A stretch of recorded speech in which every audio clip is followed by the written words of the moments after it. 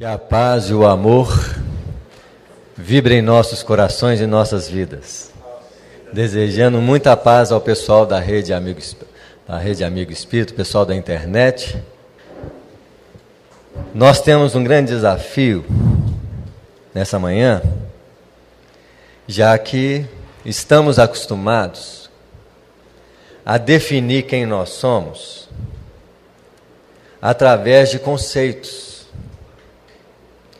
Porque o processo da evolução espiritual, até o reino humano, é um processo em que nós assimilamos o conteúdo,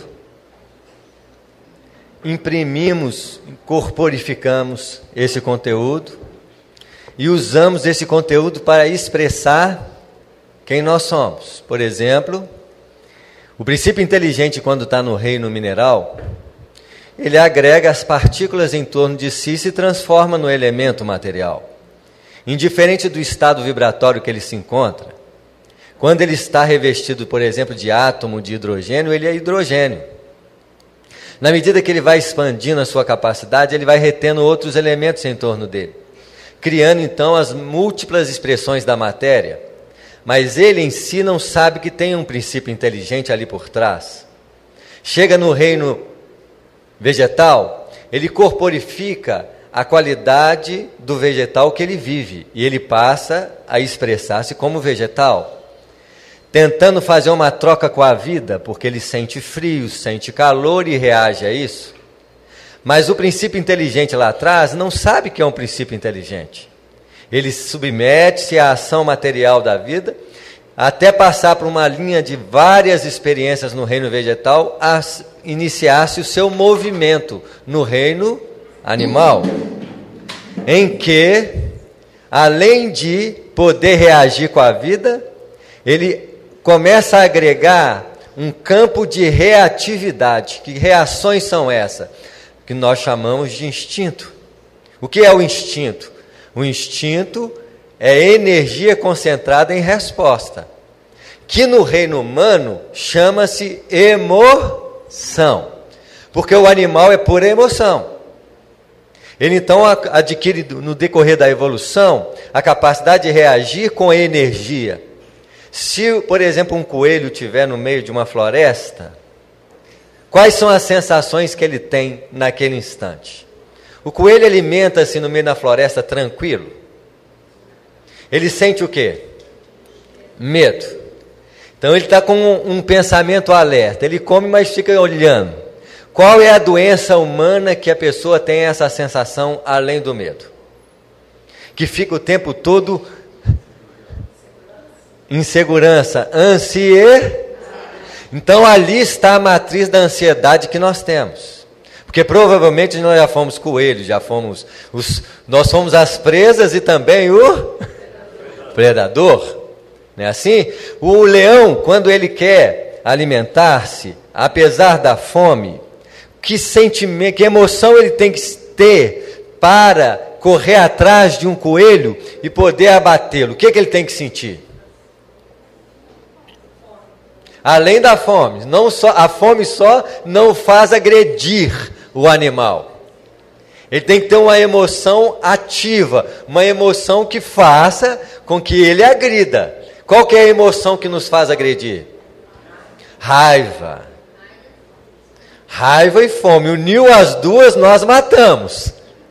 Por isso que as pessoas agridem umas às outras. Então, toda a herança emocional nós herdamos quando nós passamos da onde? Reino animal. E o que é pior, no reino humano, além das emoções, das ações automáticas, nós adquirimos recursos, como por exemplo, a fala, o pensamento. E esses recursos adquiridos no passado como emoções, eles ganham voo. Porque a pessoa hoje, a pessoa não só sente medo. Ela, além de sentir medo, ela pensa no medo.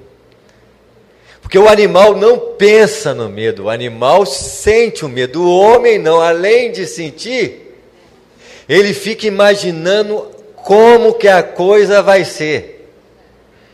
Por que o Emmanuel apareceu para o Chico no avião e falou assim, morra com educação? Porque a maioria das pessoas que estão no avião ficavam pensando que o avião ia o quê? E se você imaginar que um avião vai cair, o que você sente? Medo. Mas é um medo fundamentado na realidade ou fundamentado na imaginação? Porque o avião caiu, olha o susto que o Emmanuel deu para ele, morra com educação. Diz para ele que ia o quê? Morrer. Mas não morreu. Porque mostrou que ele estava sem educação, quer dizer, espere as coisas acontecer, que provavelmente uma pessoa que morre de uma queda de avião, ela nem sabe que morreu, porque deve ser vapt-vupt, morreu, não é que ela assusta assim, já morreu. As pessoas acham que morrer é câmara lenta, a coisa vem aos pouquinhos assim, a pessoa explode o avião, o fogo vai vindo assim, a pessoa vai vindo fogo, vai sentindo o fogo, não é assim. Na verdade, tem uma pergunta no Livro dos Espíritos que indaga Allan Kardec aos Espíritos, a morte dói? Resposta, o que dói é a vida. Para que você sinta dor, você tem que estar vivo. Pelo contrário, imagina eu estou com câncer, destruindo o meu corpo, com dor no corpo. Se você morrer, você larga o corpo. Aí o que vai acontecer com o espírito? Acabou a dor. O problema é que o espírito, ele pensa na dor depois. Aí vem a dor, porque a dor vai ser reflexo dos seus pensamentos. Então nós precisamos conceber a nossa realidade íntima de uma forma mais direta. Nós estamos passando uma fase de evolução em que nós precisamos estudar a doutrina espírita de dentro para fora. Por exemplo, a maioria de nós sabe o que é espírito.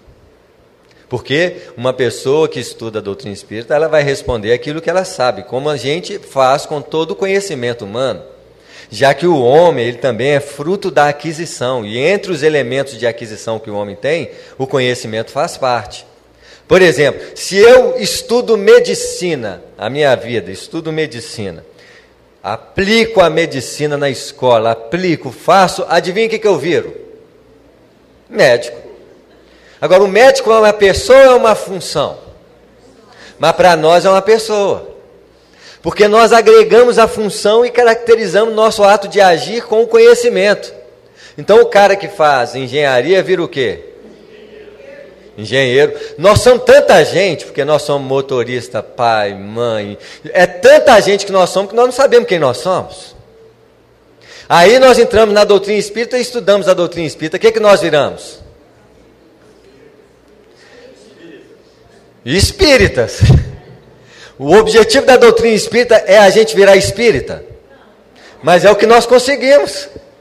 Nós, por exemplo, não vamos nunca conseguir ser espírito estudando. Apesar de nós acreditarmos que somos espíritos.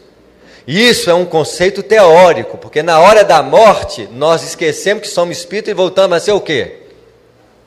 Carne. Se alguém falar assim, você vai morrer daqui a um mês, é um mês de morte na cabeça. Olha os problemas da doença. A doença muitas vezes nos afeta o corpo. Sabe o que é que nós fazemos? Além de ter a doença no corpo, nós começamos a pensar na doença.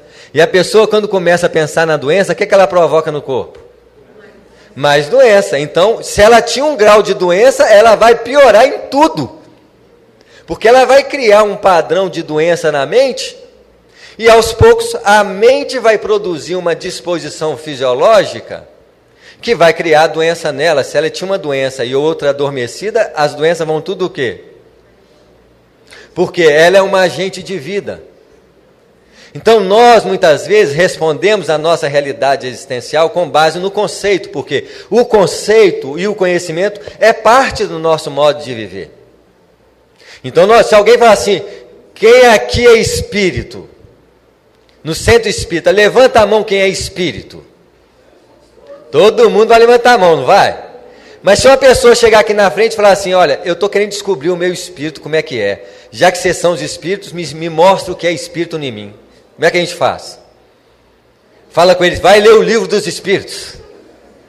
Aí vai assim, não, mas você está querendo que eu acredite que eu sou espírito? Eu quero saber o que é espírito. Eu não quero acreditar no espírito. A maioria dos espíritas, sabe o que vai acontecer? Quando ele morrer, ele vai ter um frio na espinha.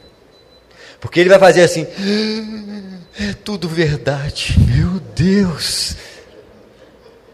Que aí ele não está mais acreditando, ele vai o quê? Sentir, experienciar. Esse é um dos maiores desafios da atualidade. Compreender.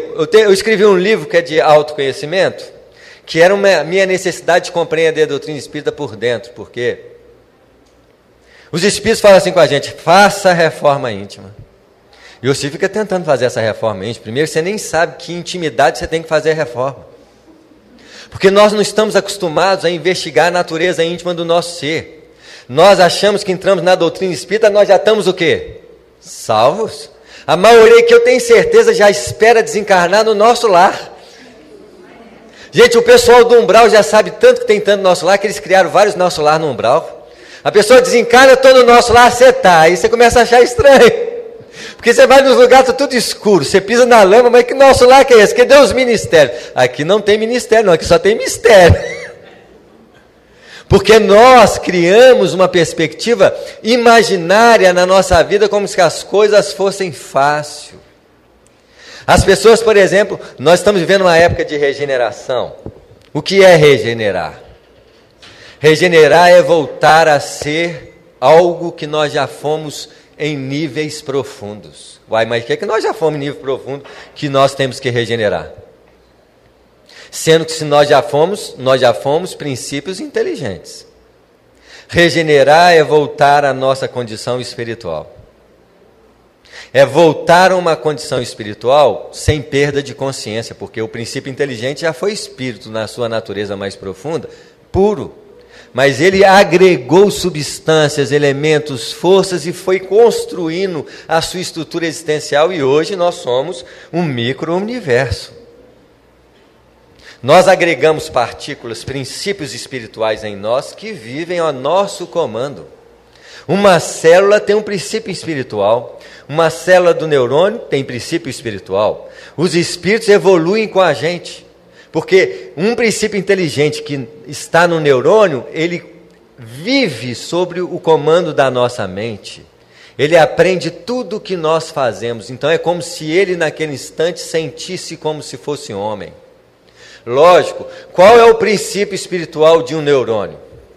O princípio espiritual de um neurônio provavelmente são os animais mais perfeitos que existem aqui no nosso ambiente. Cavalo, golfinho.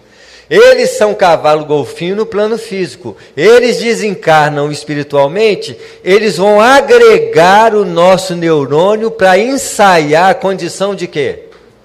Humana. Então eles vão evoluir porque eles vão se transformar em células neuronais.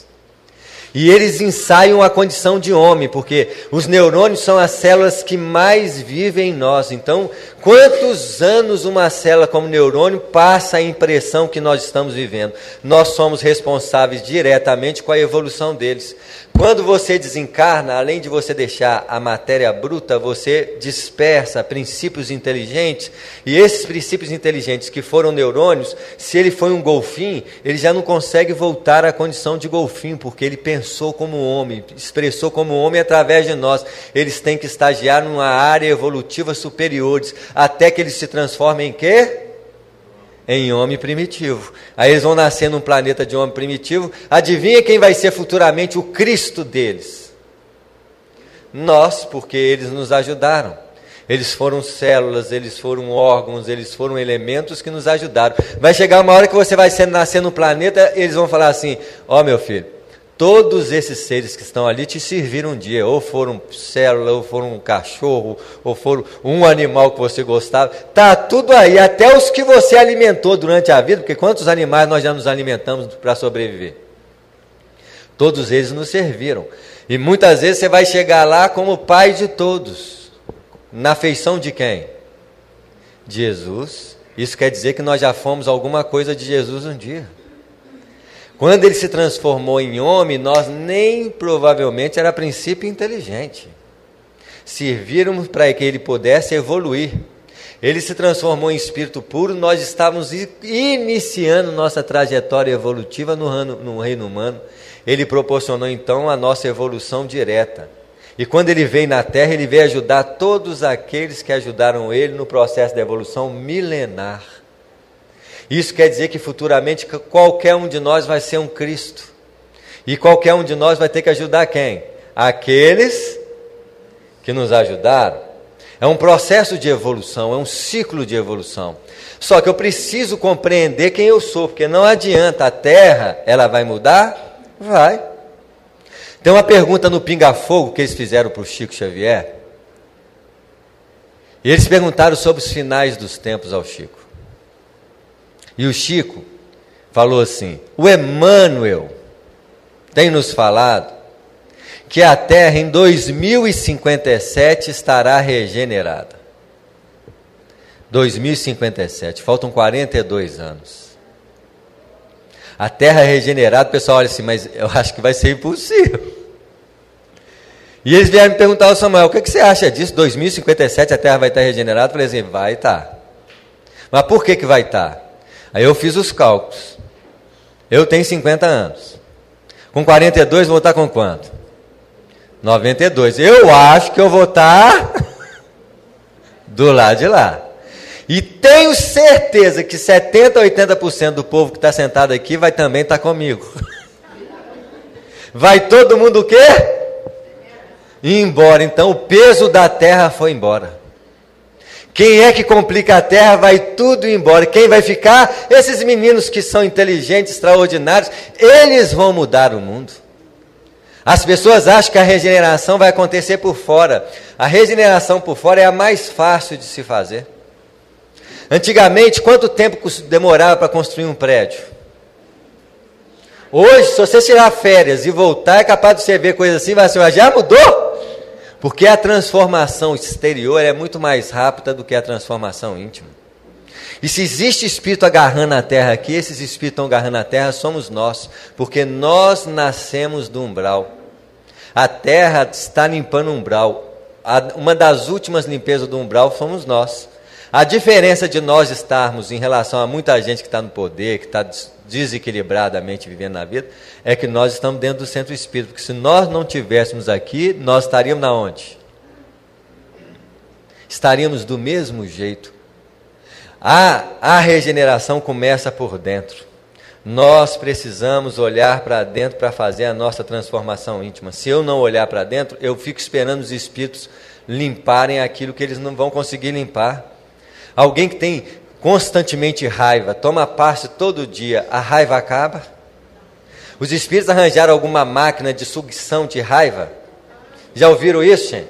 Chega lá no passe, eles ligam a máquina e ficam tirando raiva de nós. Acontece isso? O máximo que eles podem fazer é nos amenizar, tranquilizar e falar assim, olha, se comporta, porque a raiva vem de novo. O grande problema é que nós não nos voltamos à compreensão de nós mesmos. No Livro dos Espíritos tem uma questão muito bonita, 919, que o Allan Kardec, preocupado com a transformação moral das pessoas, indagou os espíritos. Qual é o meio pelo qual nós podemos fazer uma transformação moral efetiva? Eu estou falando mais na minha linguagem. E os espíritos falaram, o antigo filósofo da Grécia já vos disse, conheça-te a ti mesmo. O Allan Kardec viu aquela resposta e diz assim, olha, eu sei que esse conheça-te a ti mesmo é profundo, é muito amplo. Eu gostaria uma ação prática, um exercício prático que eu pudesse fazer essa transformação. Aí o Santo Agostinho falou com Allan Kardec, olha, faça como eu fazia na terra. No final da noite, indaga a sua consciência como foi o seu dia. Mas aí você vai ler na resposta, ela é grande. Como é que você tratou as pessoas? Como é que você conviveu com elas? Se você foi áspero, se você assim. E ele manda você anotar aquilo que você percebe que é contrário a um comportamento ético, moral, equilibrado.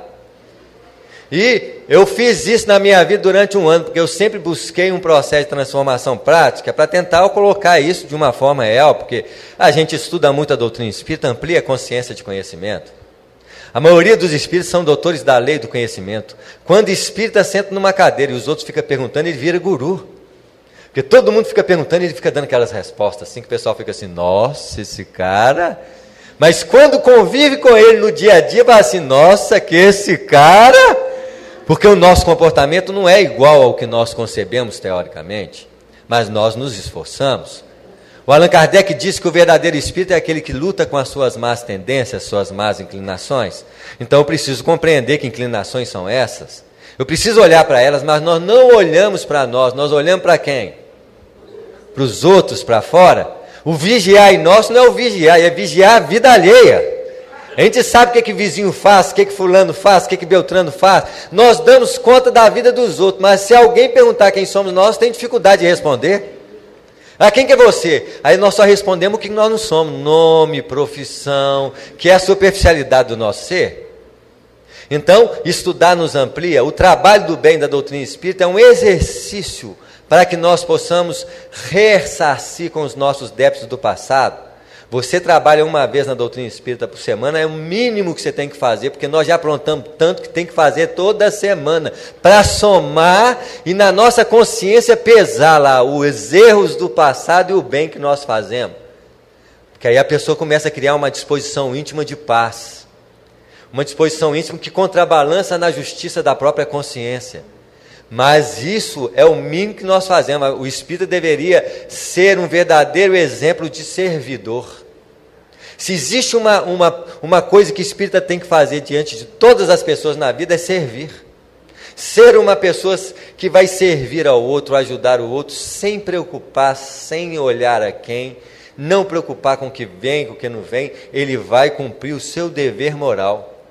Nesse sentido nos ajuda muito, e a oração, o pensamento elevado é outro princípio que nos ajuda. Mas a reforma íntima, ela não vai acontecer sem que você tenha um desenvolvimento da consciência. Eu preciso compreender a minha consciência. Eu preciso estudar a mim mesmo. E como que eu estudo a mim mesmo? No mínimo observando, olhando para mim. Chegou uma época em que eu precisava compreender muito a mim mesmo. Então o que eu fiz? Eu fui tentando observar a minha natureza íntima, e eu criei um exercício de autoobservação que é difícil fazer no início. E para as pessoas fazerem, ela tem que criar um condicionamento para fazer isso, porque não adianta. Olha, eu comecei a fazer esse exercício de autoobservação, eu fazia um dia, pulava dois, fazia um dia, pulava dois, eu continuava olhando para onde? Para fora.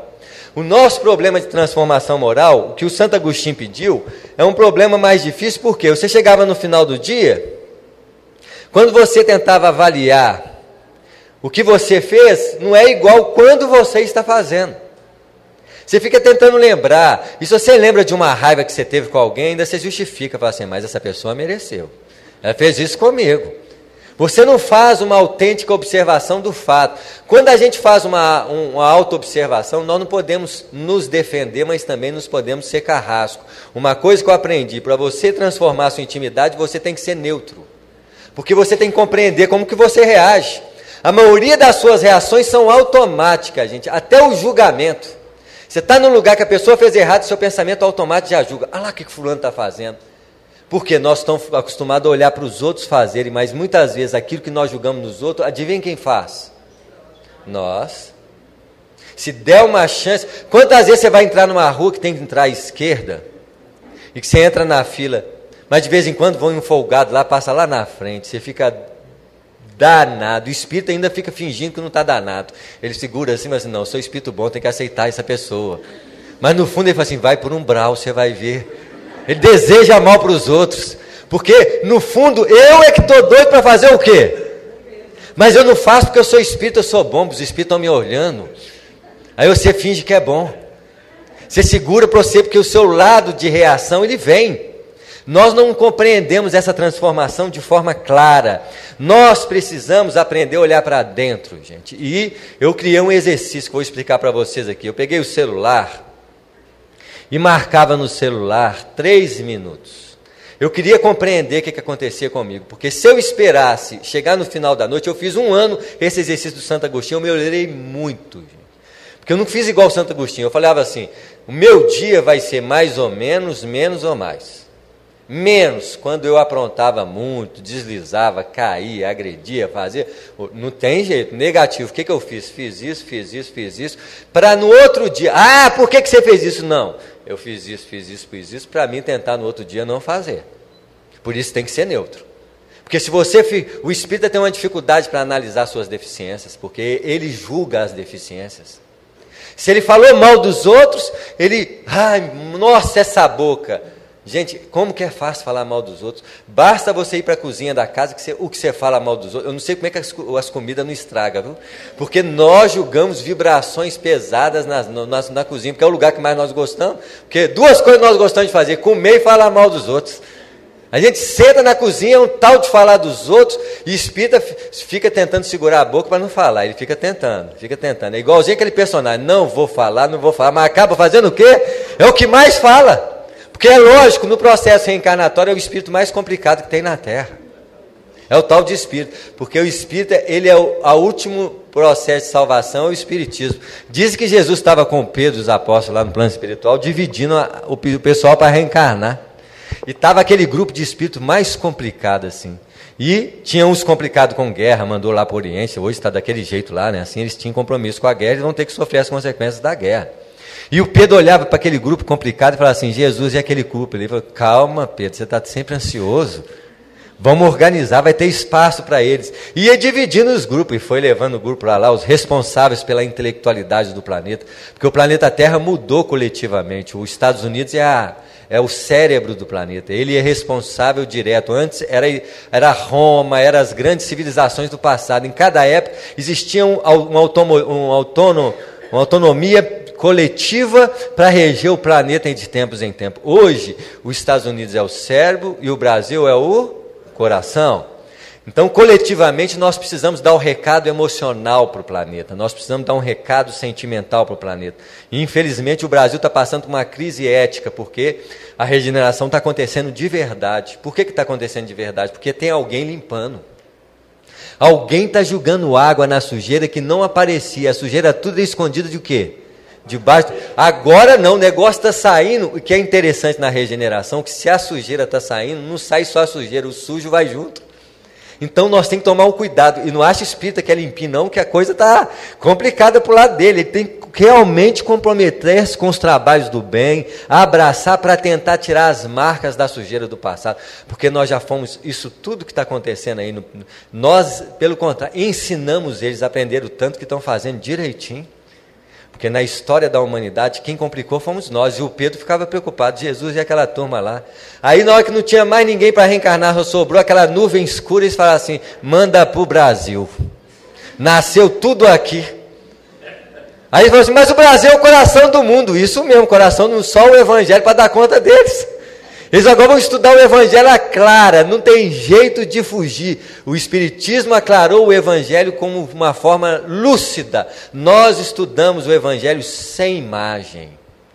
Tudo clareado, só não quer quem não quer. Porque as pessoas, elas têm condições de aprofundar em si mesmas. O autoconhecimento, ele é uma forma de nós olharmos para dentro. Então, o exercício, o que eu fazia? Eu marco no celular 3 minutos, sento ou deito e fico observando a minha mente. Primeiro com o olho aberto. Por que com o olho aberto? Porque os nossos problemas não são os maiores quando nós estamos dormindo, não. Tem problema quando está dormindo. Mas os nossos problemas maiores é quando nós estamos acordados no dia a dia. Então, quando alguém mexe com a gente, quando alguém estimula a gente a perturbação, eu não posso olhar para a pessoa que nos perturba, eu tenho que olhar para a perturbação que nasce da onde? Em nós. Então, o exercício básico, gente, a pessoa fala assim: mas Samuel, você criou uma meditação? Eu não criei meditação, não. Eu criei um exercício de observação. Porque eu preciso olhar para o problema, então eu preciso olhar para mim mesmo. Então eu criei um exercício que você marca no celular 3 minutos e olha para você. Só que você tem que fazer todos os dias. No início é difícil, porque você marcar 3 minutos parece uma eternidade. Parece que é 3 minutos errado, mas você fica lá assim: nota, quanto minuto está faltando? Porque você tem que aprender a olhar para você. Depois você marca mais 3 minutos com o olho fechado. Com o olho fechado é melhor porque você vê a mente.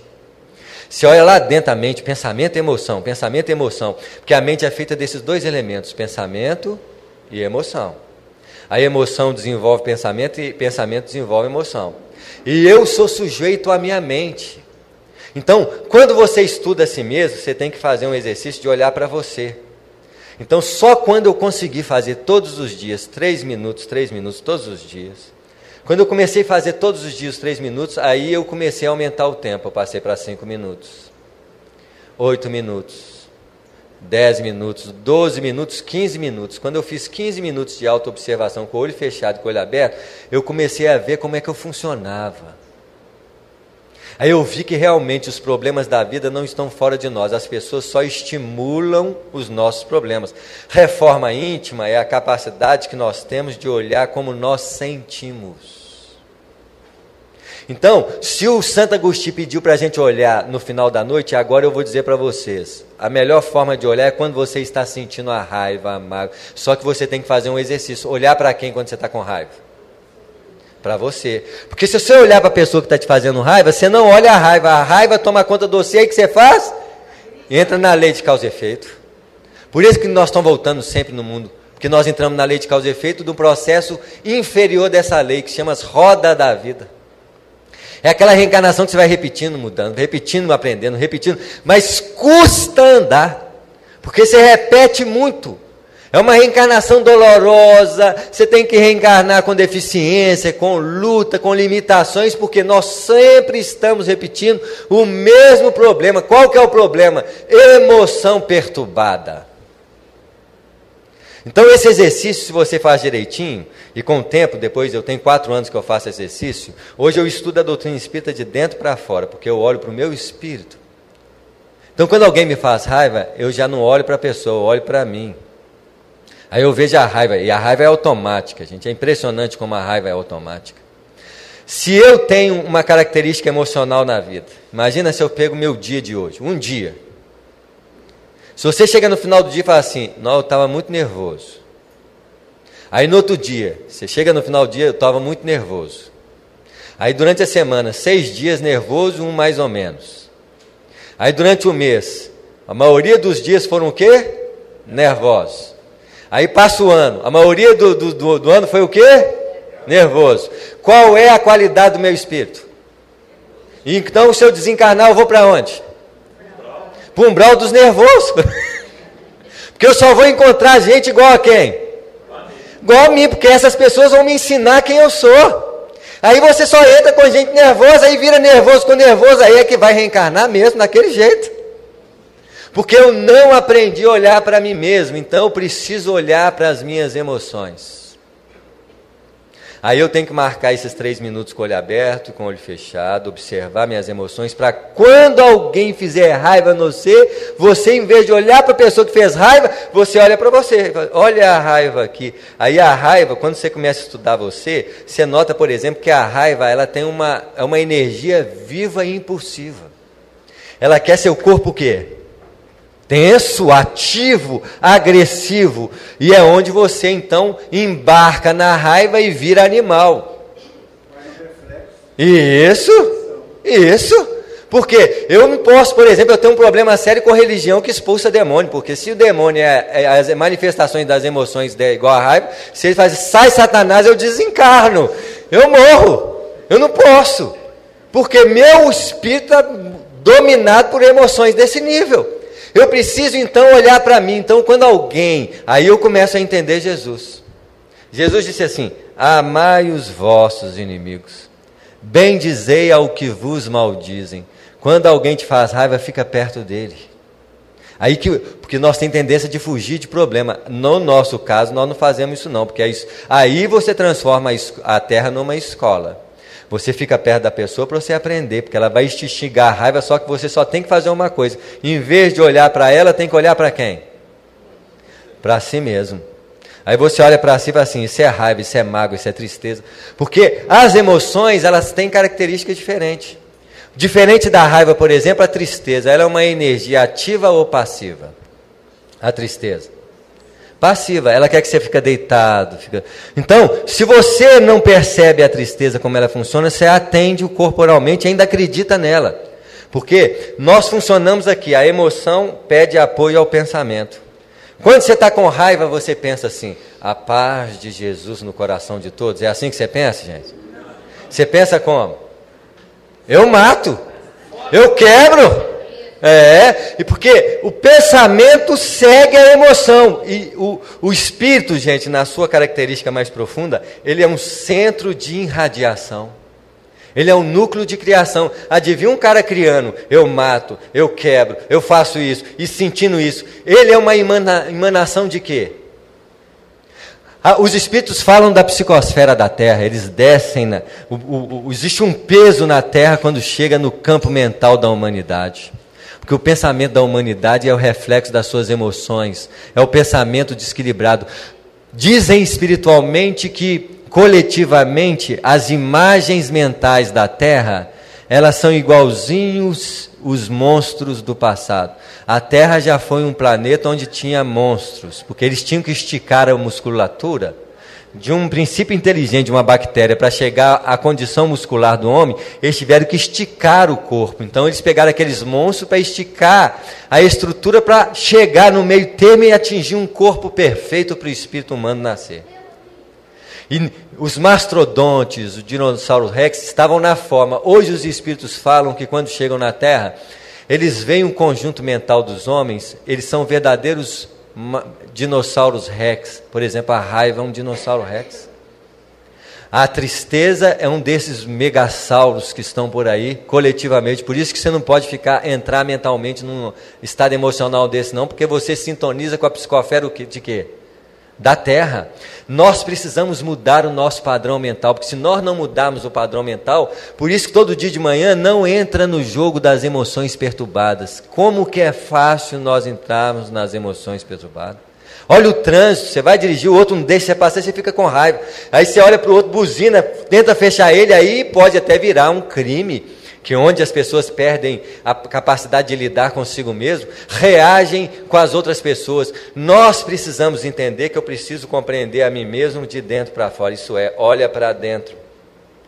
O carro fechou, olha para você, deseja paz para ele, muita paz. Não deseja mandar para um umbral não, porque é praga de espírita. Espírita tem mais praga do que católico e protestante e os outros. Porque é o espírito mais velho da Terra, é o que tem mais complicação. Então ele tem que aprender a parar de emanar vibrações distorcidas. Ele tem que aprender a ser um exemplo dos seguidores de Jesus na Terra. Nós não somos perfeitos. Nós vamos trabalhar essa perfeição ao longo do tempo, mas eu preciso observar a mim mesmo para trabalhar essas perfeições, porque perfeição não se pega por osmose. Tem gente que pode viver 40 anos do lado do Chico Xavier, ele vai desencarnar e eles não vão perguntar um minuto o que ele fez da vida em relação ao Chico Xavier, vai perguntar sobre quem? Sobre ele. O que você fez? Não, eu fiquei do lado do Chico, eu quero saber o que você... O Chico nós sabemos o que ele fez, eu quero saber você. Nós não vamos responder pelos outros. Ah, meu marido me traiu, fulano fez isso. Você não vai responder por o outro pode fazer o que ele quiser, ele vai responder por ele. Você não é vítima do outro. Nós temos uma mania de achar que somos vítima do outro. Os nossos problemas têm que ser muito estudados, gente. Olha o ciúme, o problema do ciúme é quando você coloca outra pessoa como foco da sua vida. Quer saber o que a pessoa está fazendo, o que ela estava fazendo? Aí você está vivendo para quem? Gente, olha, sai fora, não viva para os outros. O que seu meu esposo está fazendo agora? Não faço a menor ideia. E eu não vou pensar nisso de jeito... Ah, e se ela se trair? Ela não me traiu, ela traiu a si? Gente, nós só podemos sofrer na nossa vida pela nossa própria ação. Eu vou responder pelo que eu faço em relação à vida.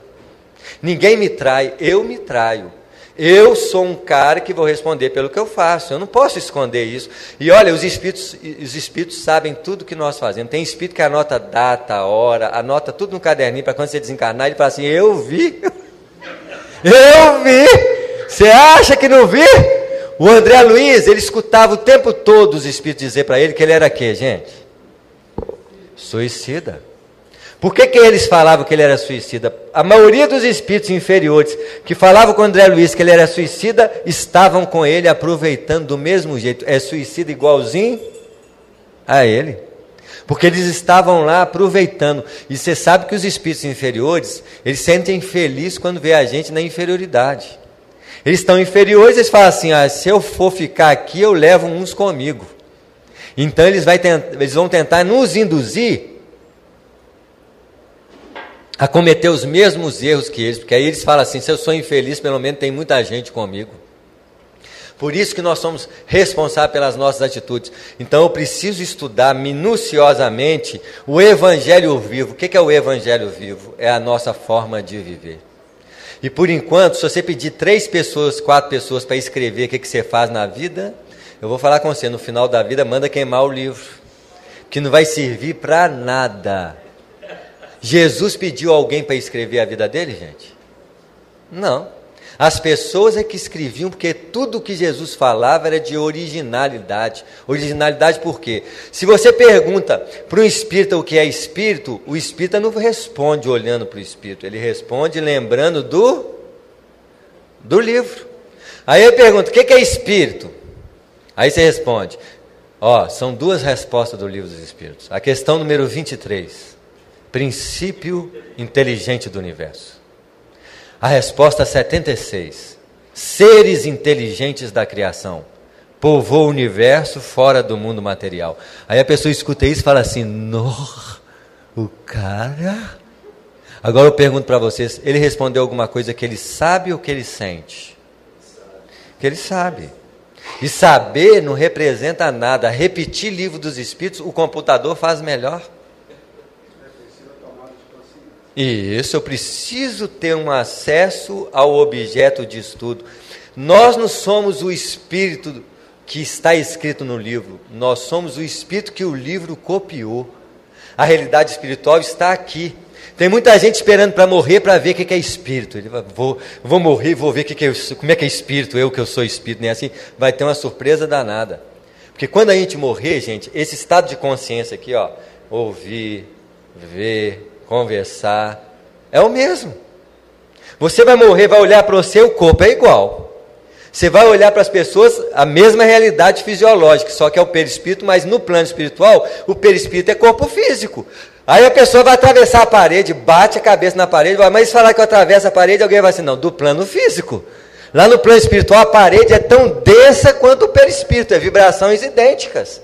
Eu atravesso do plano físico. Mesmo assim, eu chego num centro desse aqui, como é que eu vou atravessar a parede? Eu não sei se tem parede espiritual do outro lado ali. Vai atravessar para você ver. As coisas têm que ser feitas de forma o quê? Isso não é espírito. O que é espírito? É a qualidade do nosso ser. É o estado emocional que nós temos. O espírito, a consciência, por isso que tem muita gente que morre, a sensação é tão real que é do mesmo jeito que a pessoa acha que não morreu. E fica perambulando pela vida aí, quando tem condições, fica no plano físico, porque senão vai para o umbral. Por que o André Luiz não achava a casa dele? Porque ele não estava no plano físico, na crosta, ele estava no umbral de baixo. Ele estava abaixo da crosta, onde ele foi enterrado lá debaixo, ele levantou e ali é um plano vibratório que ele andava, não achava nada. Por que não achava nada? Porque lá é uma nova realidade. Ele tinha que ter experiência de espírito perturbado, inteligente, que já sabe chegar aqui, explorar os homens daqui. Existem caminho para tudo. O próprio plano espiritual superior tem as estradas dele.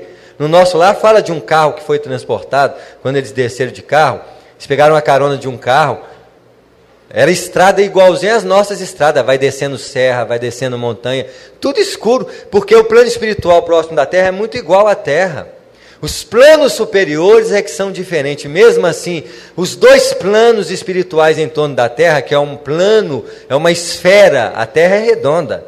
Os planos espirituais são redondos igual a Terra, é como se fosse um planeta vibratório. Dizem que a primeira esfera onde o nosso lar está, são cidades espirituais que, se você fizer uma volta, você visita todas as cidades que estão em cima das outras cidades materiais. É um verdadeiro planeta, e é um planeta vibratoriamente melhor do que a Terra. Em outras palavras, é a Terra melhorada no primeiro patamar. O segunda esfera superior, é onde a mãe do André Luiz estava, onde existe uma cidade chamada Alvorada Nova. Também existem várias cidades espirituais. Se você der uma volta no mundo, você vai ter um mundo de cidades e de espíritos. Essas 2 faixas, esferas, são a Terra melhorada em segundo aspecto. Dizem que a Terra tem 7 círculos vibratórios em torno dela. Isso é, 7 vezes ela melhorada. Por exemplo, a mãe do Chico Xavier, a Maria João de Deus, quando ela desencarnou, ela não ficou na segunda esfera, ela foi para a terceira esfera, que o Paulo de Tarso, no livro do Evangelho, falou que é o terceiro céu. E no livro Cartas de uma Morta, da mãe do Chico, psicografada por ele mesmo, ela estava parada com o mentor olhando um local que eles conseguiam ver as estrelas, e ela perguntou para o mentor assim, qual que é a Terra? Ele mostrou uma bolinha do tamanho de uma ervilha, toda obscura, e ele falou assim, aquele planeta obscuro é a Terra. Ela ficou lá alguns meses, logo de primeira mão, ela, na terceira esfera da Terra, ela não visitava, né, os outros planetas, não, ela visitava outros planetas. Ela narra que ela visitou Marte e Júpiter. Porque nessa esfera não existe limitações como nós. Por que a mãe do Chico habitava uma esfera como essa? Só um espírito igual a mãe do Chico que é capaz de ver o filho com um garfo na barriga furando ele, e ela dizer para o filho ainda assim, quando ele fala assim, mãe, essa senhora está me machucando, ela fala assim, não, meu filho, é um anjo na sua vida. Porque se fosse qualquer uma das mães aqui, ia virar obsessora dela, ia querer acabar com a vida dela. O espírito dela é tão nobre que ela conseguia enxergar os benefícios agressivos para o Chico, que ela sabia que o Chico, quando crescesse, o garfo seria o menor dos seus problemas. Porque as agressões iriam vir de todos os lados, até mesmo do movimento espírita. Porque o movimento espírita é de espíritos complicados. Não é porque nós estamos no espiritismo que nós somos bons, não, né? Nós somos complicados. A pessoa chega no centro espírita com aquela bondade, né? Oh, meu irmão, que bondade. Vai viver com ele. Vai conviver para você ver como é que a coisa é a nossa realidade. Nós precisamos fazer um trabalho de autoconhecimento. Nós estamos começando uma nova consciência. Uma consciência de que nós precisamos observar a qualidade do nosso ser. O autoconhecimento é a chave de libertação dessa consciência. Esse princípio que eu disse para vocês, podem fazer o exercício. Está escrito no meu livro ali, mas eu já expliquei para vocês o exercício. Pode fazer o exercício. É um exercício simples, mas precisa ser feito todos os dias, até você desenvolver o que eu chamo de uma mente alerta. O que é uma mente alerta? É uma mente que vê o tempo todo as nossas reações de forma natural. Porque se você tem uma chance de não seguir suas emoções e a sua mente, é quando você olha para ela. Quando eu fico com raiva muitas vezes, porque a raiva quer nos convencer das coisas. Então, aí uma pessoa te faz raiva e nós já sabemos que nós temos que aprender com essa pessoa, você fica perto dela, mais perto dela ainda, e ela vai te fazendo raiva, aí você olha para você a raiva, você quer estudar a raiva, não é estudar a palavra raiva, é estudar a raiva, que é aquela energia que quer conduzir você. Então a primeira coisa que você vai aprendendo, com a raiva você não tensiona, você faz o quê? Relaxa cada vez que a raiva vem, porque a raiva vai falar assim, vem comigo, aí você diz, não vou. Aí ela vai te convencer mentalmente. Gente, nesse estudo de autoconhecimento, uma coisa que eu aprendi é que a mente mente. Ô mente mentirosa. E se existe um demônio dentro de nós, é a tal da mente. Fica de olho nela, porque tem gente que ainda acha que mente é espírito. É um espírito mentiroso. Você não pode confiar, porque aí você está com raiva, a mente fala assim, vai lá e quebra a cara dele. Você fala assim, vai você. Não vai não, porque se você for, você ainda apanha, ela fica com você assim, bem feito. Ela tira ainda onda da nossa cara. A mente é uma das maiores inimigas nossas. Os nossos problemas é quando eu passo as coisas para cá. Eu tenho que aprender a não seguir a mente. Isso é um exercício de observação. Quanto mais você observar o pensamento, porque o pensamento é o objeto de produção espiritual, mais você se liberta desse processo. Tá claro, gente? Essas são as nossas reflexões que queria falar com vocês nesse dia. Desejando para vocês uma boa manhã e um bom dia, e que a paz de Jesus esteja no coração de todos.